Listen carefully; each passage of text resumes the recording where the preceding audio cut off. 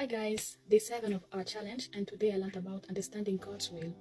Sometimes we do ask ourselves, what is God's will for my life? What is God saying concerning my life, concerning this situation I'm going through right now?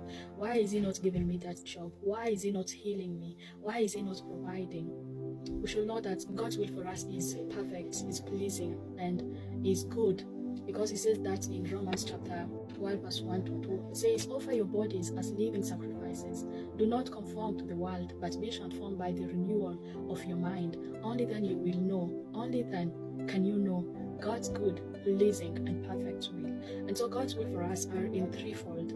God's will for us is good, God's will for us is pleasing and perfect in His sight. And so even when we see the things that we are going through are not making sense, to God they are making sense, because God's will for us is good. Whatever that do happen to our lives, as long as we delight in Him. And that's Psalms 37 verse 23. It says, the steps of a man are established by the Lord when he delights in His ways. When he delights in His way. And Isaiah chapter 30 verse 21 says, your ears shall hear a word behind you saying, this is the way, walk in it. And so God is intentional. He wants us to know His will. He wants us to know what He desires for us. And so for us, we need to delight in God, delight in His ways. And there are so many things that do distract us for not knowing God's will for our lives, and that is sin. Sometimes we even harden our hearts. We don't want to know anything. We don't want to hear God.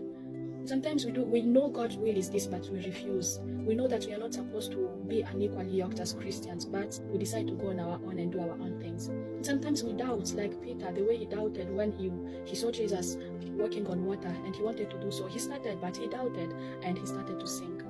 And sometimes just our selfish desires. So may God help us to delight in Him, to fully surrender our lives to Him, because when we surrender our lives to Him, He reveals Himself to us, and we